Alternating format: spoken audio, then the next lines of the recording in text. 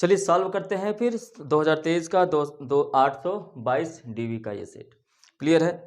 चलिए खंड अ के प्रश्न 1 को हम लोग ध्यान से देखते हैं। प्रश्न 1 में क्या दिया हुआ है।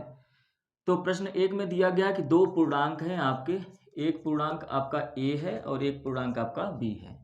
तो कह रहा है पूर्णांक का मतलब ये भी एक आपका संख्या है, ये भी आपके एक संख्या है। तो आप लोगों ने वास्तविक संख्या चैप्टर नंबर फर्स्ट में आप लोगों ने ये पढ़ा होगा कि यदि पहली संख्या का गुणा दूसरी संख्या में कर दिया जाए तो ये लस गुणे म स के बराबर होता है। अब यहाँ पर आप चाहे म स गुणे ल स करिए, चाहे ल स गुणे म स, मतलब एलसीएम गुणे एचसीएफ करिए, चाहे एचसीएफ गुणे एलसीएम करिए, कोई दिक्कत नहीं है। तो यहाँ पर पहली संख्या आपको ए दी गई है और दूसरी संख्या आपको बी दी गई है। अच्छा, यहाँ पर यदि ये एलसीएम निकाला जाए तो ये जो एलसीएम होगा ये किसका होगा, संख्या ए और बी का ही एलसीएम होगा। और ये गुणा लिखा हुआ है और ये म स किसका होगा, तो ये म और स किसका होगा, ये ए और बी का ही म स होगा। इसलिए आपका जो बनेगा ये इक्वेशन बनेगा। इसके हिसाब से आपके बुक में ये जो पहला क्वेश्चन है ये ऑप्शन नंबर डी इसको फॉलो कर रहा है, इसलिए ऑप्शन नंबर डी इसका क्या होगा, आंसर हो जाएगा। क्या होगा, इसका आंसर हो जाएगा ऑप्शन नंबर डी। क्लियर है। क्वेश्चन नंबर 2 को देखिए। क्वेश्चन नंबर 2 कह रहा है कि एक शून्येतर परिमेय संख्या एवं अपरिमेय संख्या का भागफल क्या होता है। तो इसके लिए आपको ये पता होना चाहिए कि यदि अपरिमेय संख्या में, ध्यान से देखिए, यदि अपरिमेय संख्या में अपरिमेय संख्या का गुणा किया जाए, अपरिमेय संख्या का गुणा किया जाए तो संख्या जो प्राप्त होती है वो परिमेय संख्या प्राप्त होती है। तो इसके आधार पर आप देखेंगे तो यदि इस अपरिमेय संख्या को उस तरफ भेजा जाए, इक्वल के बराबर को उस तरफ भेजा जाए, तो यहाँ पे गुणा में है तो उस तरफ जाएगा तो भाग में हो जाएगा। मतलब अपरिमेय बराबर क्या बचेगा, अपरिमेय बराबर परिमेय बटे, ये इस तरफ आ गया तो परिमेय बटे क्या हो जाएगा, अपरिमेय। तो अब यहाँ पर आप ध्यान से देखिए कि यदि परिमेय बटे अपरिमेय, लेकिन प्रश्न में आपसे कहा है कि शून्येतर परिमेय संख्या। शून्येतर का मतलब होता है शून्य के अलावा, शून्येतर का मतलब होता है शून्य के अलावा, मतलब वो शून्य नहीं होना चाहिए। तो कोई बात नहीं है, जो पूर्णांक होंगे ही होंगे। तो ये परिमेय और अपरिमेय, तो आप याद रखेंगे परिमेय में यदि अपरिमेय का भाग दे रहे हैं तो वो जो आपका आंसर होगा, जो भागफल होगा, वो अपरिमेय संख्या आ जाएगी। क्लियर है। तो यहाँ पर आपको ये देखिए ध्यान से, परिमेय बटे अपरिमेय बराबर अपरिमेय। तो इसका जो आंसर होगा वो हो जाएगा ऑप्शन नंबर बी। क्या होगा इसका, ऑप्शन नंबर बी सही होगा। अगला प्रश्न देखते हैं, प्रश्न नंबर 3। बिल्कुल ही ध्यान से देखिए, हर एक प्रश्न का बिल्कुल विस्तार में व्याख्या करेंगे, हर एक चीज समझ में आना चाहिए। हाँ, ये है कि हम ये मान के चलते हैं कि आपका सिलेबस जो है कंप्लीट हो चुका है और तब आप इसको रिवीजन कर रहे हैं। और यदि ये नहीं कंप्लीट हुआ है फिर भी आप देख रहे हैं तो भी कोई दिक्कत की बात नहीं है, हर एक चीज मैं बताऊंगा। हाँ, ये थोड़ा सा आपको बेसिक नॉलेज, कक्षा 9 का जो नॉलेज है वो होना चाहिए। क्लियर है। चलिए क्वेश्चन नंबर 3 देखिए। कह रहा है कि यदि m बराबर 5, मतलब m इक्वल टू 5 दिया हुआ है, m बराबर 5 और n बराबर दिया है m प्लस 7, तो आपको बताना है कि अंडर रूट में m square plus n square बराबर होगा क्या। तो कोई दिक्कत नहीं, इसका जब जवाब पूछा गया है हमसे तो m स्क्वायर और n स्क्वायर, m और n का मान पता कर ले, यहाँ पे रख दें तो अपने आप पता चल जाएगा, कोई बात नहीं। अच्छा, m का मान दिया है m बराबर 5, यदि m बराबर 5 को इस m के जगह पे रख दें तो यहाँ पर 5 हो जाएगा और प्लस 7 पहले से ही है, तो 7 5 12 जोड़ दीजिए तो n बराबर क्या आ जाएगा, 12 आ जाएगा। तो m का मान 5 और n का मान 12, यही दोनों यहाँ पे रख दीजिए। जब दोनों यहाँ पे रखेंगे तो m का मान 5, 5 का स्क्वायर करेंगे और ये 12 का स्क्वायर कर देंगे, तो 5 का स्क्वायर कितना हो जाएगा 25 और 12 का स्क्वायर 144। तो 5 का स्क्वायर 25 और 12 का स्क्वायर 144, दोनों जोड़ देंगे तो 169 आ जाएगा। और ये किसका होता है, वर्गमूल 13 का। इसलिए ऑप्शन नंबर 3 का कौन सा सही हो जाएगा, क्वेश्चन नंबर 3 का ऑप्शन नंबर सी सही हो जाएगा। ठीक है। और इसी को आप OMR शीट पे ब्लैक करते जाइए, गोला भरते जाइए। प्रश्न नंबर 4 आपका सिलेबस से हटा दिया गया है, ये टॉपिक जो है एनसीईआरटी द्वारा हटा दिया गया है, तो इसको प्रश्न को सॉल्व नहीं करेंगे, सीधे प्रश्न नंबर 5 पर आते हैं और इसको सॉल्व करते हैं। प्रश्न नंबर 5 कह रहा है, ध्यान से देखिए कि a1x plus b1x plus c1 बराबर 0 और a2x plus b2x plus c2 बराबर 0, ये दोनों रैखिक समीकरण हैं। क्या है, रैखिक समीकरण है। अच्छा ये बात है, यदि रैखिक समीकरण है तो आप हम लोगों से पूछा क्या गया है कि a1/a2 बराबर b1/b2 बराबर c1/c2। तो इससे संबंधित और भी प्रश्न जो पूछे जाते हैं, 3 पॉइंट होते हैं, तीनों को आपको बिल्कुल ध्यान से रखना है। जरूरी नहीं है कि ये पूछा गया तो इसके बाद अगला प्रश्न नहीं पूछा जाएगा। तो आपसे ये भी पूछा जा सकता है कि a1/a2 बराबर b1/b2 is not equal to, बराबर नहीं होना चाहिए c1/c2 के। इसके अलावा मैं लिख देता हूं संभव है। ठीक है, तो अब देखिए ध्यान से, तो मैंने यहां पर ये नोट कर दिया है। अब आपको देखिए ध्यान से सुनिए। आपको ऑप्शन में यहां पर पूछा गया कि रेखाओं के विषय में, कि रेखाएं संपाती हैं, कि रेखाएं कोई प्रतिच्छेदन बिंदु नहीं है रेखाओं पर, या एक बिंदु पर प्रतिच्छेद कर रही है ना, कि कहीं पर भी प्रतिच्छेदित नहीं कर रही, तो ये पूछा गया है ना। ये आपसे ऑप्शन देखिए, रेखाएं समांतर हैं, प्रतिच्छेदित करती हैं, रेखाएं संपाती है, ये ऑप्शन में है। तो इसका मतलब यदि a1/a2 b1/b2 और c1/c2 दोनों बराबर हैं, तो इसका मतलब है कि रेखाएं क्या कर रही हैं, संपाती हैं। और दूसरी चीज, उनका अनंत हल संभव है। ये हल से भी प्रश्न पूछा जाता है, तो दोनों याद रखेंगे। यदि इस कैटेगरी से प्रश्न आता है, इसका मतलब क्या हो गया कि अनंत हल संभव है। लेकिन यहाँ पर यदि a1/a2 इक्वल टू b1/b2 यदि इज नॉट इक्वल टू, ये बराबर नहीं है c1/c2 के, तो इसका मतलब कोई प्रतिच्छेदित बिंदु नहीं कर रही है और कोई हल संभव भी नहीं है। और सिर्फ a1/a2 b1/b2 के बराबर नहीं है, तो एक बिंदु पर प्रतिच्छेदित कर रही है, और दूसरी चीज की अद्वितीय हल संभव है। ये तीनों पॉइंट आपको बिल्कुल याद रखने हैं। ठीक है, आपके एमसीक्यू में आ सकता है, इसको आपको ध्यान रखना है। अच्छा, तो ये देखने के बाद आपको आइडिया लग ही गया होगा कि पांचवा का कौन सा ऑप्शन जो है वो सही होगा। तो पांचवा का ऑप्शन नंबर बी सही हो जाएगा, जो कि कहा जा रहा है कि रेखाएं संपाती हैं। क्लियर है, इसको आप नोट डाउन करेंगे। हर एक क्वेश्चन को यदि आप नोट करना चाहते हैं तो नोट करिए, नहीं तो आपके पास ये वीडियो हमेशा उपलब्ध रहेगा। इसको आप बिल्कुल आराम से 2 बार से 3 बार देखिए, आपका पूरा प्रश्न डाउट क्लियर हो जाएगा। और दूसरी बात, जो चीज नोट करने लायक है वो आप वीडियो को पॉज करके नोट कर सकते हैं। क्लियर है, चलिए प्रश्न नंबर 6 में देखते हैं क्या दिया गया है। प्रश्न नंबर 6 कह रहा है कि यदि किसी संख्या का 1/3 का मतलब 1/3, तो यदि संख्या x है तो इसका 1/3 कह रहा है कि किसी संख्या का 1/3 21 है, तो 21 कर दिए। तो अब देखिए यहां पर बताना है कि संख्या क्या है, तो 3 का गुणा उस तरफ कर देंगे तो 21 में 3 का गुणा हो जाएगा, क्योंकि यहाँ पर बटे में है। तो x/3 बराबर 21, तो x बराबर 21 गुणे 3, तिर्यक गुणा आपने कर दिया, तो x बराबर क्या आ गया 63। तो वो संख्या क्या है भाई, वो संख्या है 63। तो यहाँ पर option number C, question number 6 का ऑप्शन नंबर सी बिल्कुल सही हो जाएगा, कोई दिक्कत परेशानी नहीं। ठीक है, आगे बढ़ते हैं प्रश्न नंबर 7 में। देखिए प्रश्न नंबर 7 में क्या कहा गया है, ध्यान से देखिए। यदि द्विघात समीकरण x² + 2x - p हो, क्या हो, x² - 2x - p प्लस है, ये बराबर 0 है, तो उसका एक मूल दे दिया गया है। याद रखिएगा यहाँ पर ये जो x है ना, इसका 2 मूल होता है। कितने मूल होते हैं, 2, अल्फा और बीटा। तो दोनों में से एक दे दिया गया है, कौन दिया गया है इसका कोई पता नहीं है, लेकिन हमको ये पता हो गया कि x का मान दे दिया गया है -2। तो कह रहा है कि इस p का मान निकाल के बताइए, कोई दिक्कत नहीं है। x बराबर -2 दिया है, x के जगह पे -2 रख दीजिए। तो यहाँ पे रखेंगे तो -2 का होल स्क्वायर प्लस ये 2 है गुणे x बराबर क्या है -2 हो गया, फिर माइनस में p है बराबर 0 दिया है। तो इस -2 का गुणा -2 में करेंगे, -2 गुणे -2 बराबर आता है माइनस माइनस कट के 4, तो ये तो हो गया 4। ये इस माइनस का गुणा इसमें करेंगे तो ये क्या हो जाएगा, ये ब्रैकेट में है, तो इसका क्या हो जाएगा, माइनस हो जाएगा, ये भी 4, माइनस p बराबर 0। तो आप देखिए यहाँ पर 4 में से 4 घटाएंगे, 0 हो जाएगा, -p बराबर 0। तो यहाँ पे p का मान क्या आ गया, 0 आ गया। p का मान क्या आ गया, 0 आ गया। तो इसका मतलब इसका ऑप्शन नंबर कौन सा सही हो जाएगा भाई, ऑप्शन नंबर ए, 7वें का ऑप्शन नंबर ए आपका बिल्कुल सही हो जाएगा। क्लियर है, समझ में आया होगा। चलिए प्रश्न नंबर 8 आपके सिलेबस से हटा दिया गया है, तो प्रश्न नंबर 9 पर सीधे चलते हैं और बिल्कुल ध्यान से देखिए। प्रश्न नंबर 9 क्या कह रहा है, प्रश्न नंबर कह रहा है 9 कि x अक्ष पर स्थित, यदि x अक्ष पर स्थित है तो याद रखेंगे y बराबर 0 होता है। इसी हिसाब से यदि y अक्ष पर स्थित होता तो क्या होता, y अक्ष पर स्थित होता तो x बराबर क्या हो जाता, 0 हो जाता। क्लियर है। तो कह रहा है कि एक्स अक्ष पर, हमसे यहाँ कहा गया एक्स अक्ष पर कोई बिंदु स्थित है। हम मान लेते हैं एक्स अक्ष वो यहाँ पर है, यहाँ पर एक बिंदु P है और ये हमेशा कोई बिंदु x कामा वाई ही होता है, x कामा वाई।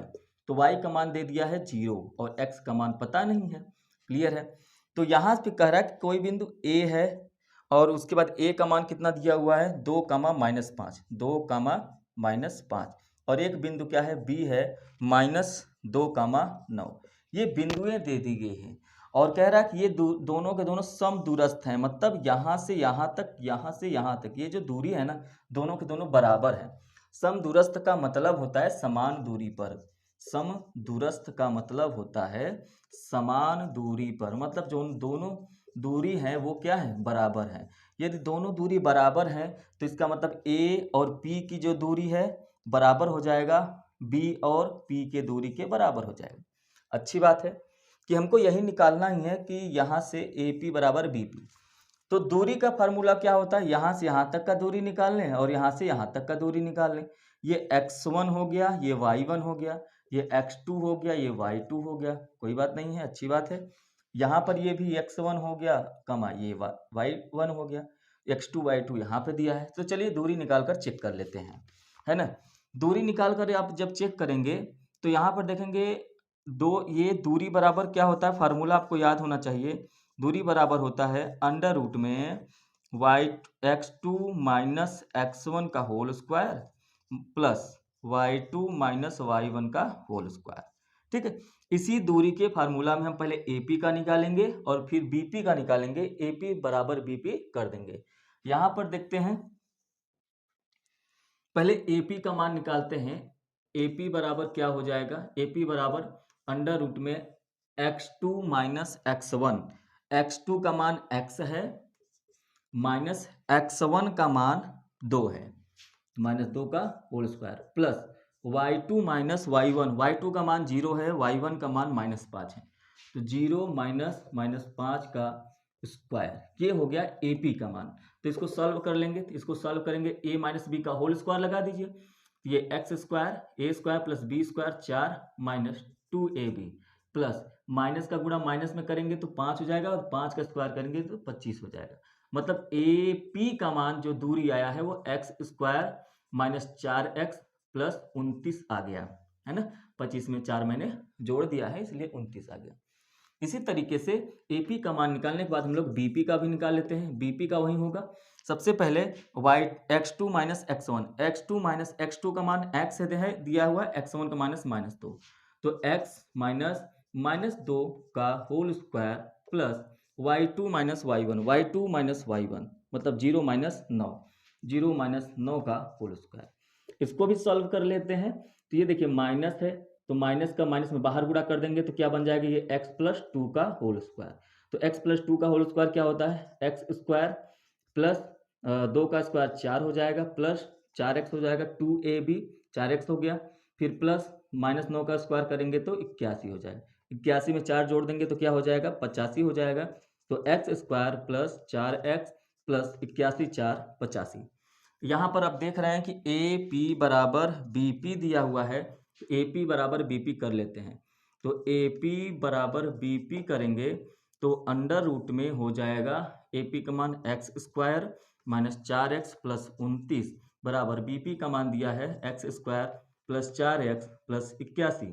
अच्छा, दोनों पे अंडर रूट है, दोनों पक्षों का वर्ग कर देंगे तो इस अंडर रूट से इस अंडर रूट कट जाएगा और जब अंडर रूट से अंडर रूट कट जाएगा तो इसको सॉल्व कर लीजिए। उसके बाद x square plus 4x plus 81, इस एक्स स्क्वायर से ये एक्स स्क्वायर कट जाएगा, इस -4 को इस तरफ लेके आएंगे तो -4 और -4x दोनों जोड़ देंगे तो कितना आ जाएगा, -8x बराबर इस 29 को इस तरफ ले जाएंगे तो 81 में से 29 घटा देंगे तो 56 आएगा। तो x बराबर क्या आ गया, काट देंगे 8 7 56, तो x बराबर आ गया -7। अच्छा, आपने जब शुरुआत में लिया था मान तो x का मान 0, तो x का मान कितना आ गया, -7, मतलब -7 का मान 0। देख लीजिए ये आप कौन से ऑप्शन में है, तो -7 का मान 0 ये आपके ऑप्शन नंबर बी में है, इसलिए 9वें का ऑप्शन नंबर बी बिल्कुल सही हो जाएगा। ठीक है, समझ में आया। तो दूरी इसी तरीके से निकालते हैं, दूरी का फार्मूला आपको याद रहना चाहिए। क्लियर है। उम्मीद है कि आपको समझ में आ रहा होगा। जहां पर भी दिक्कत हो आप कमेंट कर दीजिए, अगले क्लास में उसको सुधार दिया जाएगा। ठीक, चलिए प्रश्न नंबर 9 तक हो गया। प्रश्न नंबर 10 का 10 क्या कह रहा है? प्रश्न नंबर 10 ये कह रहा है कि एक समद्विबाहु त्रिभुज है। पहले तो आप समद्विबाहु त्रिभुज आइसोसेलेस ट्रायंगल में आप लोग जान लीजिए कि यदि ए बी सी एक समद्विबाहु त्रिभुज है। समद्विबाहु का मतलब होता है ना, दो भुजाएं समान हो। जहां पर ए बी और ए बी बराबर ए सी हो तो जाहिर सी बात है एंगल बी और एंगल सी आपस में बराबर हो जाता है। यदि ये थीटा है तो ये भी थीटा, यदि ये 30 अंश का है तो ये भी 30 अंश, ये 40 अंश का है तो ये भी 40 अंश। इसलिए एंगल बी बराबर हो जाएगा एंगल सी। बस यही पूछा है कि एक समद्विबाहु त्रिभुज है, इसमें ए बी बराबर ए सी दिया हुआ है, तो बताइए एंगल बी और एंगल सी में क्या संबंध होगा? तो संबंध जो होगा वो एंगल बी बराबर एंगल सी का होगा। ऑप्शन नंबर सही है सी। तो 10वें का ऑप्शन नंबर सी सही हो जाएगा। क्लियर है? हैं? चलिए 11 और 12 आपके सिलेबस हटा दिए गए हैं, तो अब सीधे क्वेश्चन नंबर 13 पे चलते हैं। क्वेश्चन नंबर 13 क्या कह रहा है कि साइन ए बराबर कॉस ए। अच्छा, आपको ए का मान यदि पता करना हो तो कौन से ऐसा मान बताइए कि साइन ए और कॉस ए दोनों बराबर होता है। तो आप लोगों ने याद करते समय एक चीज जरूर नोटिस किया होगा कि साइन 45 अंश का मान 1/√2 और कॉस 45 अंश का मान 1/√2। मतलब ये यदि ए की जगह पे 45 अंश रख दें तो साइन 45 अंश ये हो जाएगा और बराबर कॉस 45 अंश। अच्छा, साइन 45 अंश का मान 1/√2 बराबर cos 45 का मान 1/√2। अब ये है कि देखिए दोनों बराबर हो गया, मतलब ए का मान फिक्स हो गया कि 45 है। अब ये कैसे हमको पता चला? अब आप लोगों को तो इतना पता ही होगा कि ए का मान 45 रखेंगे तो cos और साइन का दोनों का बराबर हो जाएगा। अब हमको इसलिए पता चला क्योंकि ऑप्शन में आपको 0, 30, 45, 60 चार दे दिए गए थे, तो चारों को आप रख के चेक कर लीजिए कि यदि आप 0 रखेंगे तो साइन 0 अंश का मान 0 हो जाएगा, कॉस 0 अंश का मान 1, 0 बराबर 1 बिल्कुल नहीं आएगा। जहां पर भी दोनों का मान समान आ गया वहीं पर वो आंसर आपका सही हो जाएगा, बिल्कुल इसी तरीके से। तो कौन सा ऑप्शन सही हो जाएगा? 13 का सी आंसर सही है ना? 13 का सी ऑप्शन बिल्कुल सही हो जाएगा। ए बराबर आपका आ जाएगा 45। क्लियर है? अब इसके बाद हम लोग क्वेश्चन नंबर 14, प्रश्न नंबर 14 देखते हैं। प्रश्न नंबर 14 में क्या कहा गया कि यदि a बराबर 30 अंश दे दिया गया है तो आप बताइए 1 प्लस tan स्क्वायर a बटे में 1 प्लस कॉट स्क्वायर a का मान क्या होगा? तो इसको दो तरीके से लगा सकते हैं, या ये जो a का मान दिया गया डायरेक्ट यहाँ पे रख के सॉल्व कर लीजिए, या तो आपको पता ही है कि 1 प्लस tan स्क्वायर a बराबर होता है सेक स्क्वायर a और बटे में 1 प्लस कॉट स्क्वायर a बराबर होता है कोसेक स्क्वायर a। अब यहाँ पर a का मान रख लीजिए, तो सेक स्क्वायर a, तो सेक स्क्वायर a का मान 30 अंश बटे में कोसेक स्क्वायर 30 अंश। तो सेक 30 अंश का मान कितना होता है? सेक 30 अंश का मान नहीं याद है तो कॉस 30 अंश का उल्टा होता है सेक, तो कॉस 30 अंश का मान √3/2, तो इसका मान हो जाएगा 2/√3 का होल स्क्वायर बटे में कोसेक 30 का क्या हो जाएगा? तो साइन 30 का कितना होता है? 1/2, तो ये 2/1 हो जाएगा, 2/1 का होल स्क्वायर। अब इसको सॉल्व करते हैं तो 2 का स्क्वायर करेंगे 4 और √3 का गुणा √3 में करेंगे तो 3 ही आएगा बटे में 2 का स्क्वायर 4/1। तो देखिए अब ऐसा आ गया तो आपको क्या करना होता है, बाहर का गुणा बाहर से करेंगे और अंदर का गुणा अंदर से करेंगे। ठीक है, बाहर क्या है 4, बाहर क्या है 4, बाहर का गुणा किससे? बाहर से करना है, तो 4 गुणे 1 बटे में अंदर क्या है 3 गुणे 4, तो ये हो जाएगा 3 गुणे 4, तो 4 से 4 कट जाएगा, आपका 1/3 आंसर आ गया और ऑप्शन नंबर आपका सही हो जाएगा डी। तो 14 का कौन सा सही हो जाएगा? 14 का ऑप्शन नंबर डी बिल्कुल सही हो जाएगा, कोई दिक्कत परेशानी नहीं है। ठीक है, चलिए सर आगे बढ़ते हैं और प्रश्न नंबर 15 को देखते हैं। देखिए 15 को कैसे लगाएंगे ध्यान से देखिए। प्रश्न नंबर 15 में एक बात ध्यान से देखना है, जब भी आपको ऐसा प्रश्न दिया जाए ना कि 3 गुना किया जाए, 4 गुना किया जाए, तो उसके बताइए आयतन में कितने की वृद्धि हो जाएगी, उसके पृष्ठीय क्षेत्रफल में कितनी वृद्धि हो जाएगी, तो आपको दो काम करना है। सबसे पहले देखिए कि कितना गुना किस में किया जा रहा है। तो प्रश्न में कहा गया है त्रिज्या को 2 गुना किया गया, तो पहले आप त्रिज्या मतलब r लिखिए और इसको 2 गुना करिए, फिर आपको ये 2 गुना कर दिया गया। पहले त्रिज्या r थी, अब त्रिज्या कितनी हो गई? 2r। सही है। तो अब दूसरा काम करना है कि देखिए वो किस में कर रहा है, तो कहा जा रहा है कि गोले के पृष्ठीय क्षेत्रफल में। तो गोले का पृष्ठीय क्षेत्रफल कितना होता है देख लीजिए। पृष्ठीय क्षेत्रफल, गोले का पृष्ठीय क्षेत्रफल होता है 4πr²। तो आपको जितने भी अंक दिए हैं उसको नहीं हटा देना है, पाई दिया है उसको नहीं लेना है, आपको सिर्फ और सिर्फ देखिए r²। मतलब ये जो r था, ये जो r था वो पहले कितना था r²। तो ये भी कितना हो जाएगा 2 इंटू आर स्क्वायर हो जाएगा। यदि आपने इसका स्क्वायर कर दिया तो इसका भी स्क्वायर करेंगे, तो इसका स्क्वायर कर दिया तो आपने आर स्क्वायर आ गया, और इसका स्क्वायर करेंगे 2 दूना 4r²। अब कुछ नहीं करना है। अब देखिए इस 4 में से इस r² को क्या करेंगे, घटा देंगे, क्योंकि ये बड़ा है इसलिए बड़े में से छोटा घटाएंगे। 4r² में से 1r² घटाएंगे तो कितना आ जाएगा 3r²। जब ये आ जाए तो आपको r² भी नहीं देखना है, r² को हटाइए और 100 से गुणा करिए। 3 था तो r² को हटाकर 100 से गुणा कर दिए, कितना आ गया 300%। यही आंसर होगा। अब जैसे मान लीजिए यहाँ पर पृष्ठीय क्षेत्रफल ना देकर आपसे कहता कि आयतन में कितने की वृद्धि हुई, तो r का 2 गुना किया गया, अच्छी बात है। लेकिन अब ध्यान से देखिए आयतन, अच्छा गोले का आयतन क्या होता है, तो गोले का आयतन होता है 4/3 πr³। अब देखिए नंबर संख्या जो भी मिले हटा दीजिए, नहीं मतलब है, पाई को भी हटा देना है। अच्छा बचा क्या r³। तो मतलब ये जो पहले r है इसका r³ करना है, तो इसका भी क्यूब करेंगे, 2 इंटू आर का क्यूब करेंगे। तो ये पहले r³ हो गया और ये 8r³ हो गया। तो 8r³ में से इसको घटाइए, तो 8r³ में से r³ को घटाएंगे तो 7r³ आएगा। तो r³ को भी हटाकर क्या करना है 7 से और 100 से गुणा कर देना, कितना आ गया 700%। तो इस हिसाब से आपका 300%, मतलब ऑप्शन नंबर कौन सा सही है, सी।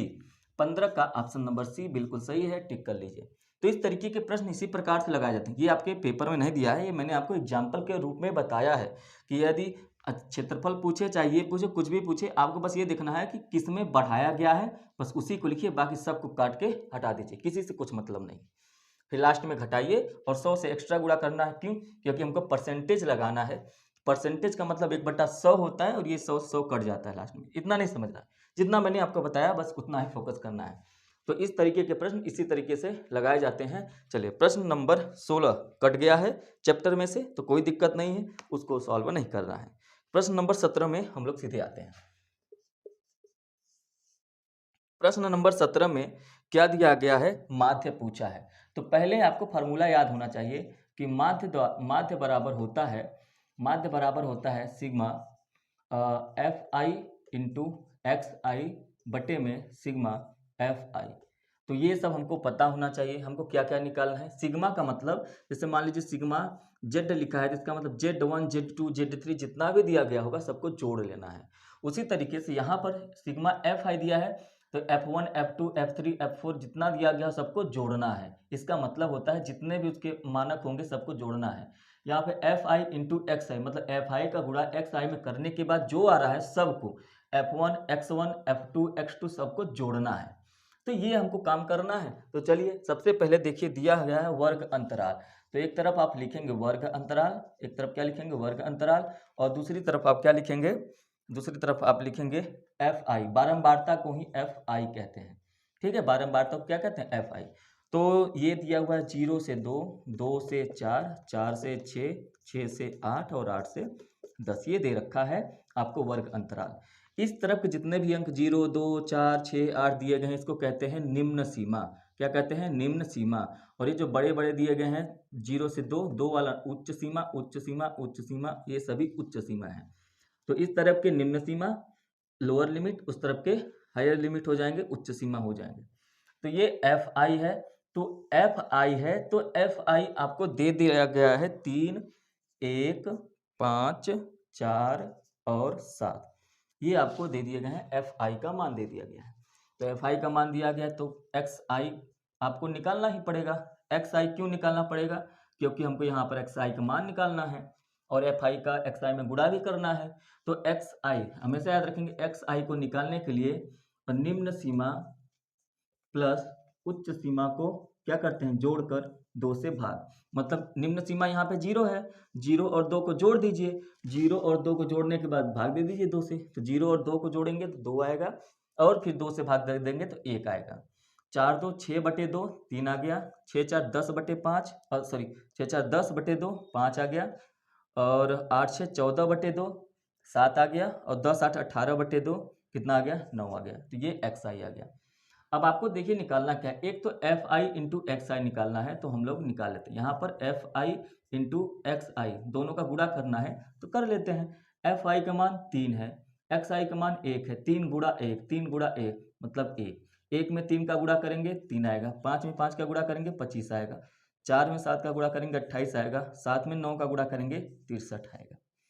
इतना आने के बाद अब एक चीज आप ध्यान से देखिए, आपको कहा है कि सिग्मा एफ आई, नीचे वाला देखिए सिग्मा एफ आई, तो मतलब एफ आई के जितने भी मान होंगे सबको जोड़ लेंगे, तो सिग्मा एफ आई का मान कितना हो जाएगा, इन सबको जोड़ लीजिए 20 आ गया है ना, 7 4 11 5 3 8 1 9 11 9 20, तो ये 20 आ गया। अभी आपको कह रहा है कि sigma F I into X I, मतलब इसको जोड़ना है, तो sigma F I into X I का मान कितना हो जाएगा, इसको जोड़ेंगे तो आएगा 63 28 25 3 1, तो ये आ गया 122 आ जाएगा। ठीक है, कितना आ गया 122। बस अब यही मान पूछा है तो माध्य बराबर कर लीजिए, माध्य बराबर क्या हो जाएगा, sigma F I x I का मान कितना दिया है 122 बटे में सिग्मा एफ आई मतलब 20, रख दीजिए, इसको काट दीजिए, 2 से काटेंगे, 2 छक्का 12 2 1 कम 2 10 हो गया।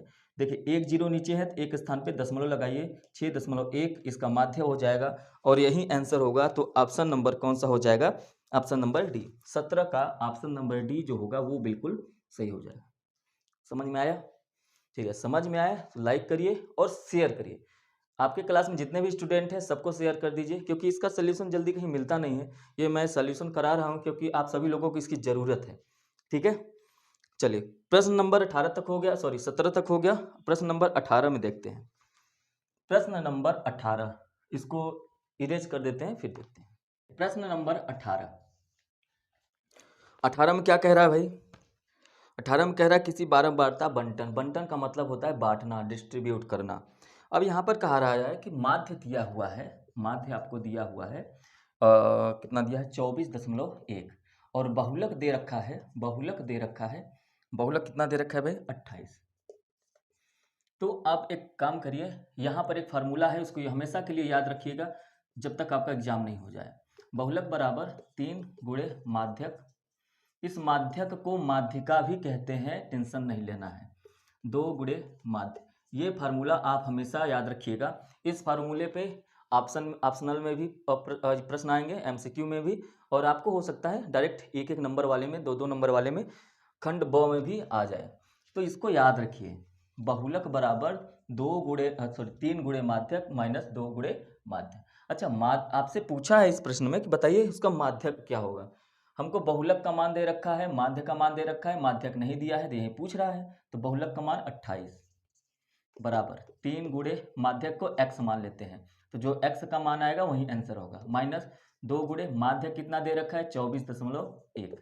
ठीक है, तो अच्छा 28 यहाँ पर है, इस माइनस को उस तरफ लेके आएंगे तो किस में हो जाएगा प्लस, और इसका 2 में गुणा कर लीजिए, तो ये 4 8.2 हो जाएगा बराबर 3 गुणे एक्स।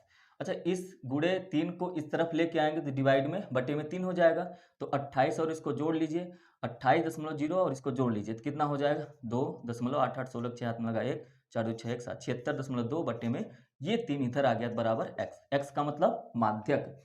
इसको भाग दीजिए, इसको भाग देंगे तो 3 दूना 6 3 5 15 और 15 1 बचा 3 चौका 12, 25.4 आया है एक्स, मतलब माध्यक। क्या आ गया माध्यक। ठीक है, तो माध्यक का मान 25.4 आया है, मतलब ऑप्शन नंबर सी आपका बिल्कुल सही है। क्लियर है? प्रश्न नंबर 19 देखिए, चलिए प्रश्न नंबर 19 में चलते हैं। प्रश्न नंबर 19 में कह रहा है कि ये जो बारंबारता दिया गया है बंटन में, इसका बहुलक वर्ग क्या होगा। अब बहुलक वर्ग मतलब वही वर्ग अंतराल पूछ रहा है, पहले तो समझिए बहुलक क्या होता है। बहुलक मान लीजिए, बहुलक का मतलब होता है सबसे ज्यादा मात्रा में या सबसे ज्यादा मान किसका है। जैसे मान लीजिए कहा गया 2 3 4 2 5 2 6 7 2 8 और फिर 8 फिर 6। अच्छा, इसमें सबसे ज्यादा बार कौन सी संख्या आई है, 1 2 3 4, 4 बार 2 आया है, 6 2 बार आया है, 8 2 बार आया है, बाकी कोई किसी का रिपीटेशन नहीं है, मतलब इसका बहुलक जो होगा वो कितना क्या हो जाएगा 2। तो उसी तरीके से इस जो बारंबारता दिया गया है वर्ग अंतराल में, बारंबारता वाले लिस्ट में देखिए जो सबसे बड़ा नंबर होता है ना वही बहुलक होता है, उसी को F0 कहते हैं। क्या कहते हैं? F0 कहते हैं। तो बहुलक इसका क्या हो जाएगा? प्रश्न के अनुसार बहुलक क्या हो जाएगा? प्रश्न के अनुसार जो बहुलक है, सबसे बड़ा कौन दिया गया है बारंबारता में? सबसे बड़ा बारंबारता में कौन दिया गया है? तो सबसे बड़ा जो बारंबारता में है वो 23 है। मतलब इस जो चित्र दिया गया है इसका जो बहुलक होगा वो 23, और 23 के ऊपर वर्ग अंतराल कितना है? 20 से 30। तो यही आपसे पूछा गया है कि किस वर्ग का बहुलक होगा, तो आप कहेंगे कि ये आपका 20 से 30, वह वर्ग अंतराल 20 से 30 होगा। तो इसका आंसर हो जाएगा ऑप्शन नंबर बी, 19 का बी सही हो जाएगा। क्लियर है?